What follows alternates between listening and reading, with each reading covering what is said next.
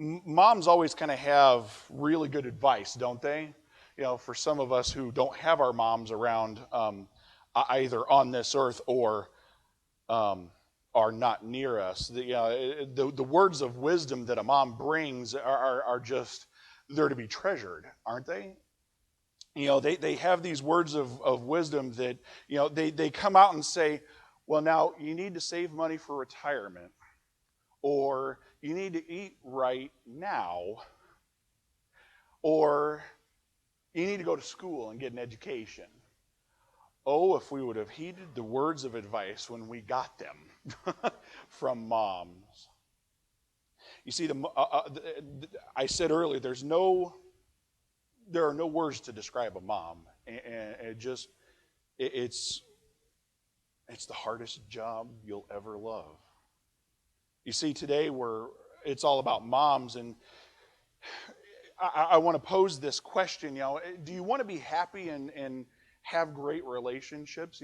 Some of us had great relationships with our mothers, and then there's some that don't have such a great relationship with their moms. And every one of us have got at least probably one relationship that is strained or just difficult. Well, today in Proverbs 3, we're going to dig into this whole relationship kind of aspect. So flip with me if you would. We're going to Proverbs 3 this morning, and we're going to be trucking right on through. It's 35 verses in chapter 3, so we're going to do our best to cover those 35 verses. Verses 1 to 4 is where we're going to start. It says, "My son, don't forget my teaching, but let your heart keep my commands. For they will bring you many days of full life and well-being. Never let loyalty and faithfulness leave you. Tie them around your neck. Write them on a tablet or on the tablet of your heart. Then you will find favor and high regard in the sight of God and man." You see, this is all encouragement, but there are also warnings in these first 4 verses. Words like, don't forget my teaching, a warning not to forget the Father's teaching, but also an encouragement that follows that, and that let your heart keep my commands. Don't forget this, but also let your heart keep this. So there's also a warning as well as something to kind of counteract that, okay? The result of these ideas of not forgetting the teaching, letting your heart keep the Father's commands, verse 2, it says, "For they will bring you many days of full life and well-being." These are the results. If you follow my teaching, if you don't forget it, and you keep my commands, the result will be many days, a full life, well-being. It's going to lead to a full life, okay? Verse 3 says, another warning, okay? He says, "Never let loyalty and faithfulness leave you." But then again, there's an encouragement right after. He says, "Tie them around your neck and write them on the tablet of your heart." An encouragement, a warning, and then an encouragement. Never let loyalty and faithfulness leave you, but tie them around your neck and write them on the tablet of your heart. Verse 4, "Then you will find favor and high regard in the sight of man." If you have loyalty, if you have faithfulness, if you write them on the tablet of your heart, that picture of writing the commands and keeping them within us, from Psalm 119. We will find high regard in the sight of God and man. Somebody who's loyal, somebody who's faithful, not only are they going to be in right standing with God, but they're going to be in right standing with man. Somebody who's loyal and faithful, you kind of are drawn to people like that, aren't you? I mean, it's one of those things, and unfortunately in today's world, is kind of not as more common as it used to be. But when you find that loyalty and faithfulness, it's something you draw to. So, and rightly so, you will be in good regards with God and man as well. Verses 5 to 12, we move on, and these are sets of 4 commands and the rewards that go with them. So let me read verses 5 to 12, and we'll go in and break down these commands. Trust in the Lord with all your heart, verse 5, and do not rely on your own understanding. Think about him in all your ways, and he will guide you on the right paths. Don't consider yourself to be wise. Fear the Lord and turn away from evil. This will be healing for your body and strengthening for your bones. Honor the Lord with your possessions and with the first produce of your entire harvest. Then your barns will be completely filled, and your vats will overflow with new wine. Do not despise the Lord's instruction, my son, and do not loathe his discipline, for the Lord disciplines the one he loves, just as the Father the Son he delights in. You see that first command there is a verse that many of us know. Trust in the Lord with all your heart and lean not on your own understanding. Okay? That is one of the first commands. And then I stick that first part of verse 6 in there too, and it says, think about him in all your ways. You see, that's a command. That's, he's telling us that you must not rely on your own wisdom, your own knowledge, your own self in order to get by in this life. You have got to trust in the Lord with everything you are, everything that you have, everything completely and utterly. Trust the Lord with all your heart, not part of your heart, the whole thing. Okay?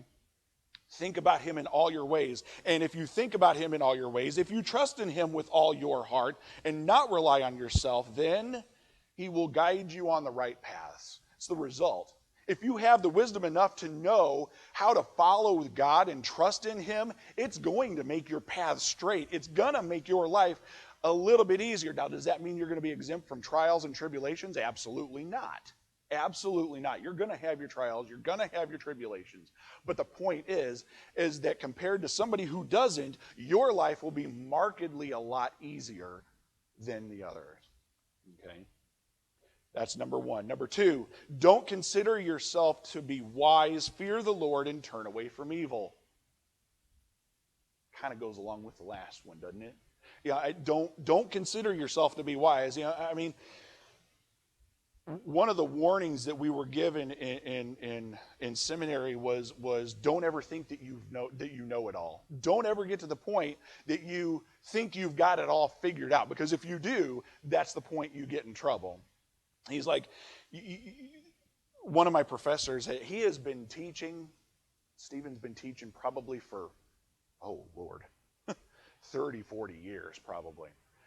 And he looked at us and said, the more I study the Bible, the more I realize I don't know.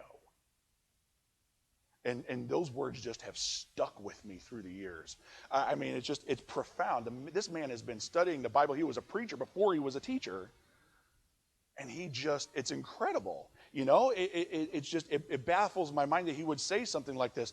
But verse 7 here in chapter 3 of Proverbs kind of says that. Don't consider yourself to be wise. Understand the fear of the Lord and turn away from evil. And if you do these things, this will be healing for your body and strengthening for your bones.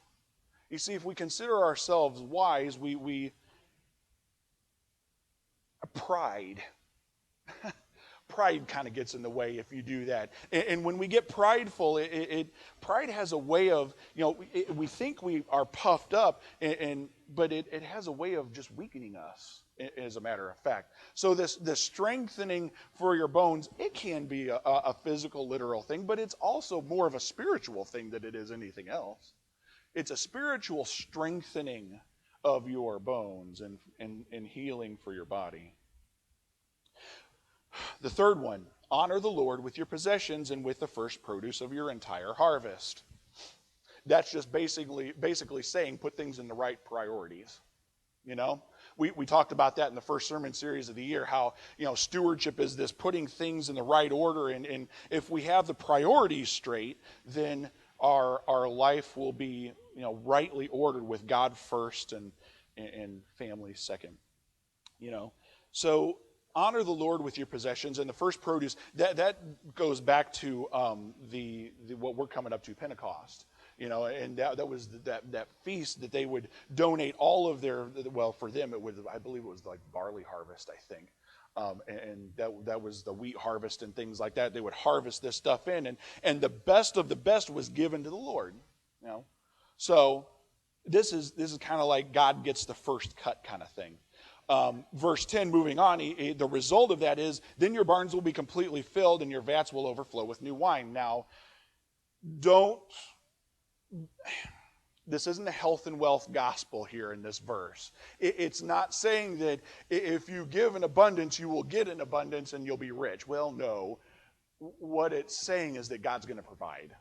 God will meet your needs. He knows. Jesus in Matthew, in the Sermon on the Mount, gives this whole discourse about not being anxious for what you're going to eat or drink, because he takes care of even the sparrows. Okay?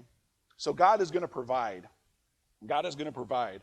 So honor him with your possessions. And we're going to see this turn fold here a little bit later. And he's going to develop this thought. So we're going to come back to that.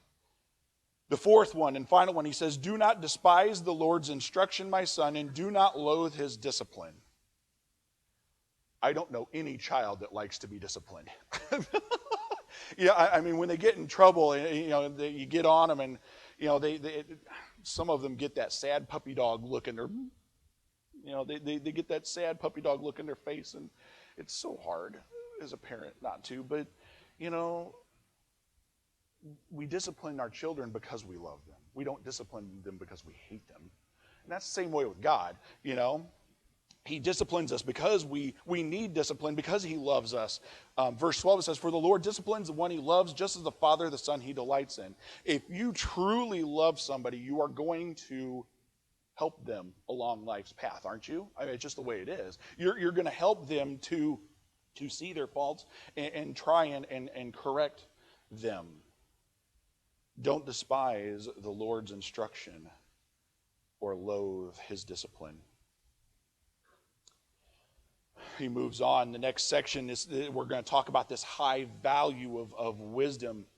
In verses 13 to 15, he says, happy is a man who finds wisdom and who acquires understanding, for she is more profitable than silver, and her revenue is better than gold. She is more precious than jewels. Nothing you desire compares with her. This is kind of pitting, this is kind of like a one of those big versus battle if you're a sports fan or a boxing fan. It's the world versus wisdom kind of thing. Because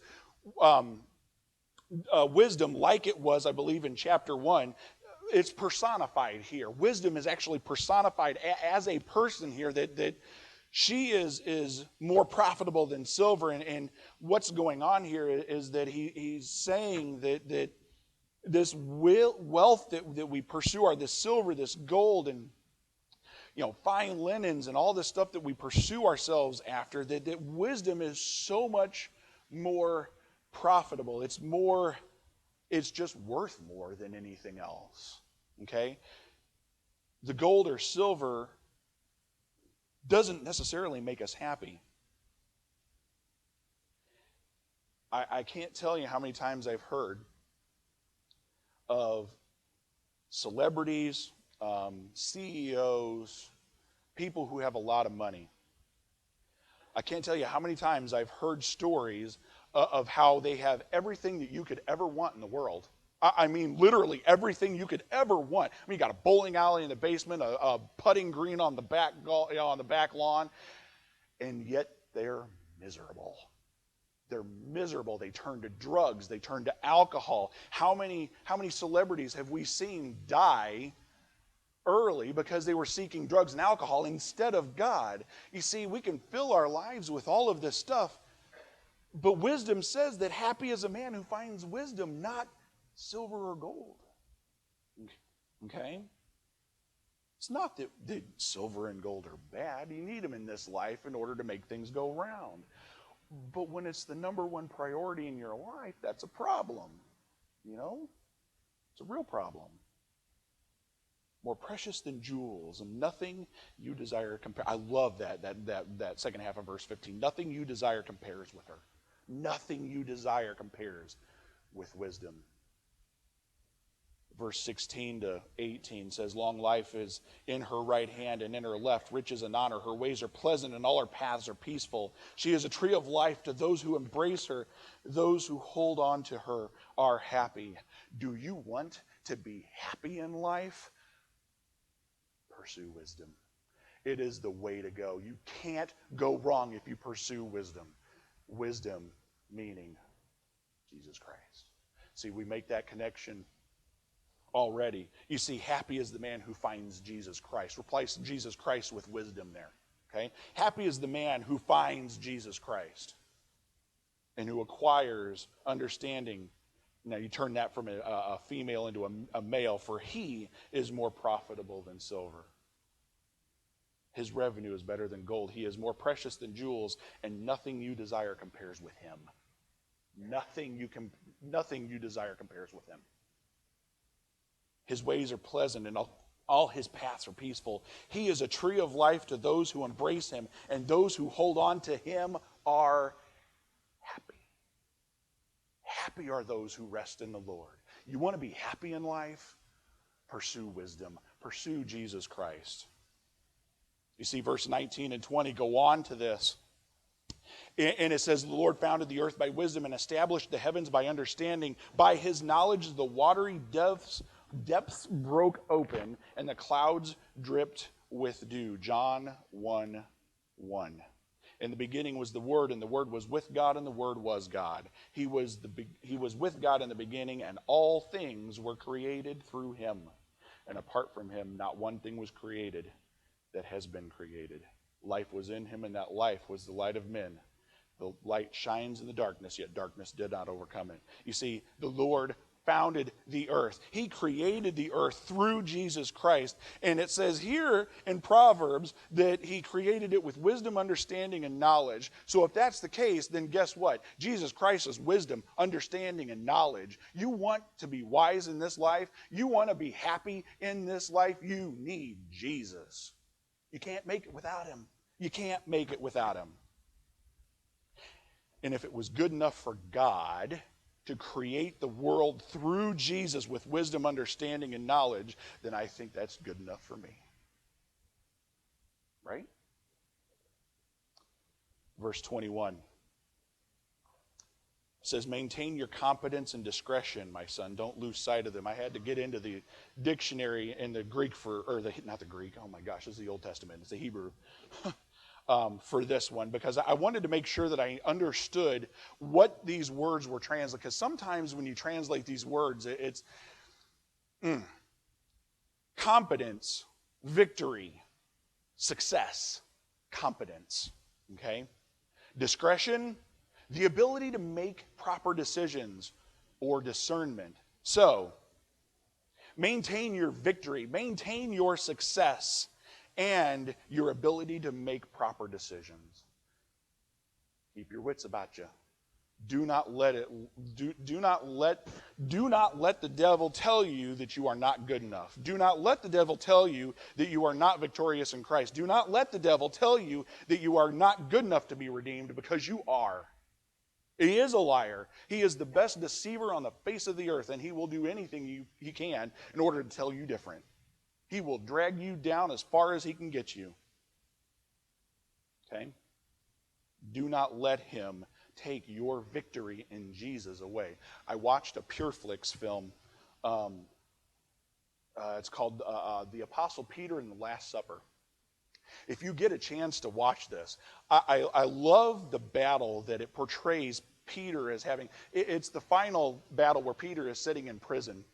And he's trying to convert his guards. The whole point of the movie is that he's trying to convert these guards. But among this main plot is him battling Satan. And just how how they portray Peter as handling the devil, it is magnificent. It is just, the devil's, he's sitting there whispering in his ear, Peter, you're not good enough. You denied Jesus 3 times. And he's like, you have no right to be over me. Be gone from me, Satan. And he just disappears. I love the picture of how it portrays that battle right there. Verses 22 to 26, it says, then or they will be life for you and adornment for your neck. Then you will go safely on your way. Your foot will not stumble. When you lie down, you will not be afraid. You will lie down, and your sleep will be pleasant. Don't fear sudden danger or the ruin of the wicked when it comes, for the Lord will be your confidence and will keep your foot from a snare. If you keep this victory in Jesus, if you keep this ability to make proper decisions, then what's going to happen is there are going to be these benefits of wisdom. Number one, you're going to have a good quality of life, not just a quality of life as in physical quality of life, but a good a good spiritual quality of life. Okay. You're going to have a good quality of life. You're going to have favor. You're going to have charm. You're going to have this safety. You're going to be kept from stumbling because you're going to know the one who can keep you from stumbling. Okay? You're going to have peace in your life, and you will have peaceful sleep. You will lie down, it says, and your sleep will be pleasant. You won't have any fear of sudden danger. You know, oh my gosh, I go through these what-if scenarios sometimes. You know, the wife hasn't checked in for an hour, and she was supposed to be back half an hour ago, and it's like, okay, so well, what if she got in an accident, and what if I can't get a hold of her, and what if this, and what if that? You don't have to do that. You have no reason to fear sudden danger. You have no reason to fear the ruin of the wicked because the wicked can't touch you. You belong to the one true King. Be gone from me, Satan. Be gone from me. Okay? You will have confidence. You will have the ability to avoid the snares and the traps that the devil sets for you. You'll be able to discern them ahead of time. You'll be able to see them. I mean, that doesn't mean you're going to be successful every time. We move on to the next section, the value of wisdom in building relationships. Verses 27 and 28, when it is in your power, don't withhold good from the one to whom it is due. Don't say to your neighbor, go away, come back later. I'll give it tomorrow when it is there with you. Don't withhold good from those to whom it belongs. If somebody if they have not done anything wrong to you, then give them the respect that they deserve. I mean, essentially is kind of what we're getting at. And the second part of that is, he says, don't say to your neighbor, go away, come back later, I'll give it tomorrow when it is there with you. In other words, don't be stingy. You know, if somebody comes over and asks to borrow a cup of sugar, it's a cup of sugar. You know, I mean, it's just an example. But I mean, if somebody comes to ask you for something, don't be stingy. You've got it in your use. If you're not going to need it in the next, however long, let them. It's okay. Don't be stingy. Verse 29, it says, don't plan any harm against your neighbor, for he trusts you and lives near you. In other words, don't plot. Because when we seep to the idea of plotting, remember the last people that plotted were the Pharisees. And they killed the Messiah. So don't plot whatever you do.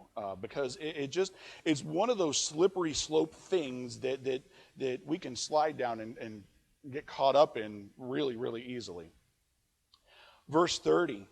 It says, don't accuse anyone without cause when he has done you no harm. If you don't have just cause as to something, I'm going to pick on the government again. I'm going to pick on this Benghazi this scandal. Everybody's like, well, Barack Obama, the president knew about this stuff, and yet he's asleep at the wheel. He's not doing his job. He's lying. He's covering it up. Well, where's your proof? Do you have proof?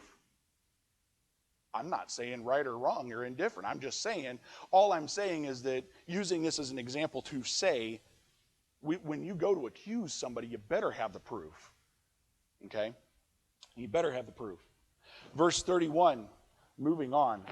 Don't envy a violent man or choose any of his ways. Sometimes, as younger Christians, even more mature Christians, but we can kind of envy people. They've got something that I want. My friend is leaving. He's left this morning to go to Israel. You want to talk about jealousy? I'm green, man. I would love to go to Israel. But don't envy a violent man. Don't want what this violent man has got. Don't want, the ill-gotten gains or the sexual immorality or the violent life that they lead. Don't envy this stuff, because that's where it all starts to go downhill, is when you envy these things. You want a good reason why not to do these things? Verses 32 to 35, it says, "For the devious are detestable to the Lord, but he is a friend of the upright. The Lord's curse is on the household of the wicked, but he blesses the home of the righteous. He mocks those who mock, but gives grace to the humble. The wise will inherit honor, but he holds up fools to dishonor." It's a picture of judgment. And every single proverb we've come to finishes off with this picture of judgment. You either follow wisdom, Christ, you either follow Christ or you don't. There's no in between. There's no half-heartedness. It's all or nothing. It's all or nothing. You either follow him or don't, because the Lord's curse is on the household of the wicked, but he blesses the home of the righteous. You see, Christ is a blessing, and he is to be highly, highly valued. Worldliness and wealth's gains pale in comparison to what Christ holds for us. And if we're wise, we're going to build our relationships based on that wisdom of Jesus Christ. Do you want to be happy and have great relationships? Pursue Jesus Christ. That, my friends, is your answer to the happy and great life. Follow Christ at every turn. Trust in him and follow his teachings, for they will lead to life everlasting. And my friends, that is greater than anything this world has to offer.